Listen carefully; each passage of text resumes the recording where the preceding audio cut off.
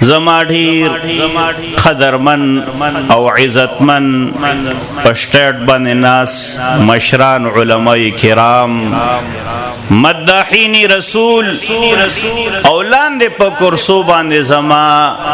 خشته ګلونه حافظان ناظر اخوان او عوام امت مسلمه ډیر ګران او ډیر قدرمن او ډیر عزتمن الله پاک ما سره د ایمان په عظیم دولت باندې خوشاله کړ. د قاری سعید الله حقانی سے په مدرسه جامع ابو هريره کې نن د 70 وړو په سر باندې دستاری فضیلت دی. دا د قرآن شریف یو خکل خوشحالی او یو عظیم جشن دی. والله العظیم چې د دنیا سونه خوشاله دي که د قرآن شریف دی خوشاله ترسی. د دنیا سونه خوشاله چي دي هغه په دنیا کې پاتې کېدو والا او دا خوشالي د قرآن صرف د دې وړو د پاره نه بلکې د دې وړو د مورو پلار د پاره د دې وړو د تمام رشتہ دارانو د پاره داسې خوشالي ده چې په تخت کې به هم مرګري وي او په تخته کې به هم مرګري وي. تاسو وګوره د خپل ماشومانانو ته چې سپین پټکی او سپین جامې سپین جورابې او په غاړه کې خپل امیل سونلوي اعزاز الله پاک دې بچو لور کړی. دا د قرآن شریف د عظمت نشانه ده. حقیقت دی چې دی وړو ډیر زیات خواره او مهنتونه کړی دي. دا قرآن بنده ته په اسانه نه یادېږي. دا به نه وایو چې ګینې د دې بچو یو ختم دی. دی بچو چې قرآن یادو نو یو آیت چې لس پیرې زود کړي نو لس ختمونه شو او چې شل پیرې زود کړي وي نو شل ختمونه شو او چې 50 پیرې زود کړي وي نو 50 ختمونه او چې 100 پیرې زود کړي وي نو 100 ختمونه شو. نو د دې 70 حافظانو ختمونه دابا سلګونه او زرګونه ختمونه جوړيږي. ځکه دا قرآن په اسانه بنده ته نه یادېږي. اخو د صحابه کرامو دورو مضبوط حافظي وي د تابعینو دورو مضبوط حافظي وي هغه د تبع تابعینو دورو مضبوط حافظي وي. زمونږ د دې زمانه د خلکو هغه شان حافظي نه دي. نو ډیر خواري او ډیر مهنت نرستو دی بچو ته دا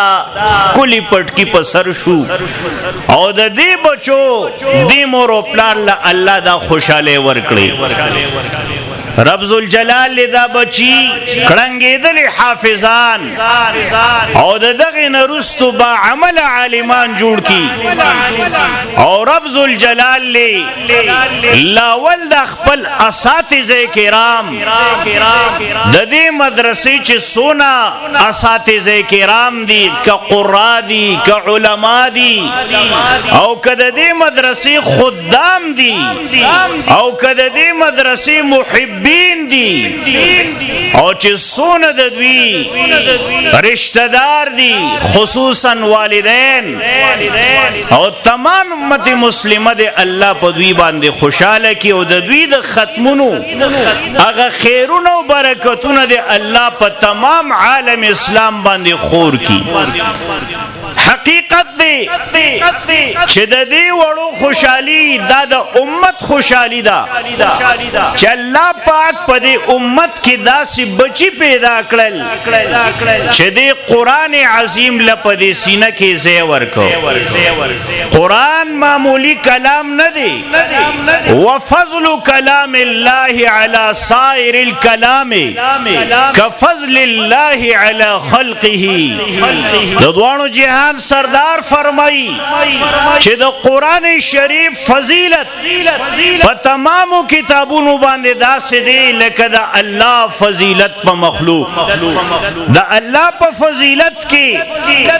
څه شک او شبهه نشته دی چې قرآن چې الله پاک په تمامو مخلوقاتو باندې یو بهترین ذات د تمامو مخلوقاتو نه یو عالی شان ذات دی د ټولو کائناتو خالق دی. نو څنګه چې د الله په عظمت کې شک نشته نو د قرآن په عظمت کې هم شک نشته. یقینا د قرآن شریف عظمت طرف ته هم قرآن اشاره کوي. ذالک الکتاب لا ریب فیه. اے پیغمبرہ چې تا په سورہ فاتحه کې زمان دعا غوښتو اهدنا الصراط والمستقیم یا الله ما ته سم لارا خپل لارا او خایا. نو پیغمبر چې ته زمان سوال کې زبستا دعا نه رد کوم ستا د دعا په تحفو ډالې کې ستا د دعا استجابه ما په داسې اندازو کو چې ډېر ښکلی انداز دی. ذالک الکتاب لا ریب فیه. اے پیغمبر د قرآن لاره ونیسه دا هغه صراط مستقیم صراط الله د الله غ لاره ده د قرآن لاره د الله د کتاب هغه لاره د الله د رجالو اغلارا دا دا اللہ لارا دا. مفتی شفیع صاحب په معارف القرآن کی دا اهدنا الصراط المستقیم په تفصیل کی لکی چې یو رجال الله دی او یو کتاب الله دی. صراط مستقیم عبارت د رجال الله او د کتاب الله د لارې نه دی. نو کله قرآن لاره مونږ راټینګ کو او د الله والا خلق مونږ لاره راټینګ کو نو دغه صراط مستقیم دی. نو په سورہ فاتحه کې رسول الله مبارک تا الله د دعا چلو خو چې اے پیغمبر زمانه سوالو کده صراط مستقیم. او په سوره بقره رومبني آیه کې الله د دعا اجابه ولېګو د دعا استجابه وشوا. ذالک الکتاب لا ریب فیه چې د کم صراط مستقیم پیغمبر ته مطالبه کې ناغه د قرآن شریف لاره دا او داسې کتاب دی لا ریب فیه چې په دې قرآن کې شک نشتا او هدى للمتقین د تمام متقیانو د پاره هدایت دی. ذالک الکتاب کې امام رازی رحمهم الله په تفسیر کبیر کې لیکي چې اسم اشاره هغه استعمال شو چې کم د بعید د پاره راضی یعنی قرآن شریف د امت مخ ته دی خو الله اسم اشاره هغه استعمال ک چې کم د بعید لري د پاره استعمالیږي.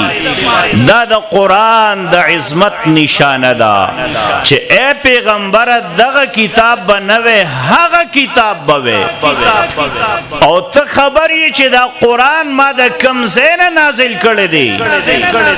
دا قرآن شریف د هغه لوح محفوظ ناغشتل شوی دی چې دی ته ام الکتاب ویل شي. اصل الکتاب د قرآن شریف مؤاخذه چې شوی دی د داسې لوح نه شوی دی چې الله پاک د شیاطینو د مس نه محفوظ ساتلی دی. نو یو د قرآن شریف د زده کړې سعادت دی چې دی بچو د قرآن لا په د خپل سینه کې ځای ورکو. یو د قرآن شریف د عمل سعادت دی نو چې په قرآن بنده عمل وکړي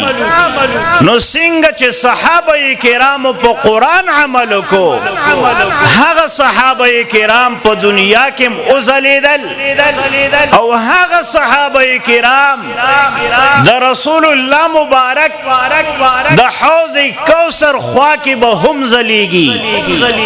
زمونږ اکابر علماء دیوبند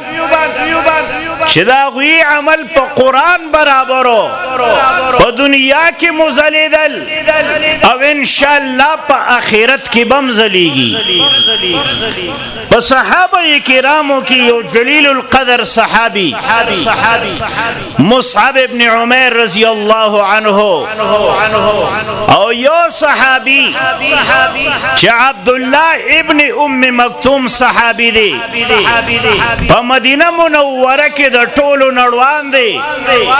د اسعد ابن زراره رضی الله عنه په کور کې درس قرآن کوي صحابه کرام د قرآن شریف تلاوت په داسې انداز کو چې د هغوی د خولې نه د قرآن راوتو نو ډاره کې د خلکو په زړونو باندې اثر کو نو په مدینه منوره کې چې څونه خلکو هغه انصار چې د رسول الله مبارک سره د جمر عقبه شاته دولت صحابه کرامو بیعت علی الاسلام کو بیا په دویمه پیرا او یا صحابه کرامو بیعت علی الاسلام کو نو یو انصاری به د لاسنیو او د اسعد ابن زراره رضی الله عنه کورته به راوستو او دی دوانو کرو قاریانو با عمل قاریانو همدرد و قاریانو عاشقان رسول د قرآن شریف تلاوت بشروع کو چې دوی به د قرآن شریف تلاوت ختم کړل نو ډارک د قرآن شریف مینه او محبت به الله د هغه انصاري زړه ته دننه کو او فوراً د قرآن شریف د تلاوت نه رستو اب کلمه وی مسلمان بشو چې کله رسول الله مبارک مدینه منوره ته تشریف فرما شو رومبني درس د رسول الله مبارک د قرآن په مسجد نبوي چې داسې مسجد دی چې رسول الله مبارک فرمایي صلاة فی مسجدی خیر من الف صلاة فی غیرها یوم زما په دې مسجد کې 10,000 منزونو نه پنورو کې بهتر دی نو په مکه مکرمه کې د رسول الله مبارک مدرسه خپل کور دی د رسول الله مبارک مدرسه د الله کور دی په مدینه منوره کې د صحابه کرامو لومبه مدرسه د اسعد ابن زراره رضی الله عنه کور دی دویمه مدرسه مسجد نبوی دی رسول الله مبارک مفتی شفیع سے په معارف القرآن کی لیکي چې په د خپل کور کې د قرآن شریف تلاوت کو مکی والا مشرکان برالل او د دیوال نشاته د رسول الله مبارک تلاوت ته به غوږ کې خودو اغا مشرکان مکہ چې د رسول الله مبارک معاندینو دشمنان اسلامو د قرآن سره نه لګیو خود قرآن شریف خونو ذائقه د قرآن شریف عظمت او شان دا غین دشمنان اسلام هم متاثرو والله چې د قرآن شریف خون تاوین نو شوټینګ دی ابا سفیان رازی رسول الله مبارک د کور نه بهر دیوال شاته د قرآن شریف تلاوت ته وګګدي ابو جهل رازی د دیوال نه شاته د رسول الله مبارک تلاوت ته وګګدي اخنس ابن شریق رازی د رسول الله مبارک د دیوال نه بهر د دیوال د کور نه شاته د قرآن شریف تلاوت ته وګ وګګدي ابو جهل دشمن اسلام معاند قرآن د رسول الله مبارک په هر میدان کې مقابله کون کې د قرآن یو توهین کون کې انسان دی او د کفارو راسته د ډېر جهالتنا او د ډېر بیوقوفینا د کثرت عناد او د کثرت بغض او حسد او د ډېر انتهایی دشمنی د وجنه ورته ابو جهل ویل شي اخنس ابن شریق دی دشمن اسلام دی ابو سفیان دشمن اسلام دی په دغه زمانہ کې او دریوان راضی د رسول الله مبارک تلاوت ته وګګدي او د رسول الله مبارک د تلاوت نه دون متاثر چې رسول الله مبارک باندې مشپې پوره د شپې اخیره حصے پوره تلاوت کو دوی ورته ولاړو نو معارف القرآن کې مفتی شفیع صاحب لیکي چې نا وخت دوی روان شو د رسول الله مبارک د خوانا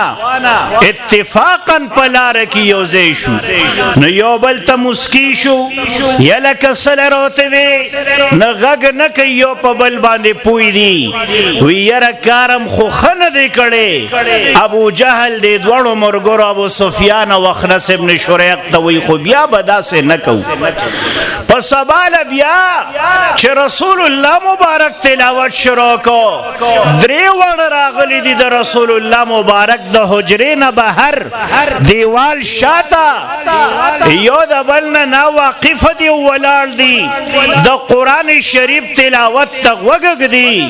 د قرآن شریف خوانو مزیتا ذائقیتا د قرآن عظمت او شان ته ټینګې دي نشي بیا نا وخت پوری دوی ایثار دي چې کله واپس کیږي اتفاقا بیا یو بل سره ملو شو یلک سره روته وی نو یو بل ته مسکی شو یلک کارم خنه دی خو کبیا د پر وروتو نو راځي چې طلاقونه واچو چې سبا شپې له بدیل نروزو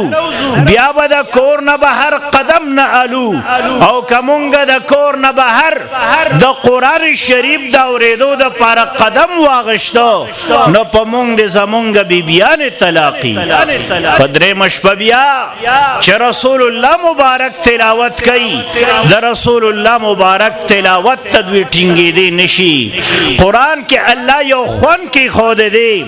یو مزای کې خود دی یو ذائقه دی په قرآن کې یو وجد دی په قرآن کې د قرآن عظمت ته غرونو نه ټینګ شوی دریابونو ونې نه ټینګ شوی تمام چرنده پرنده نه ټینګ شوی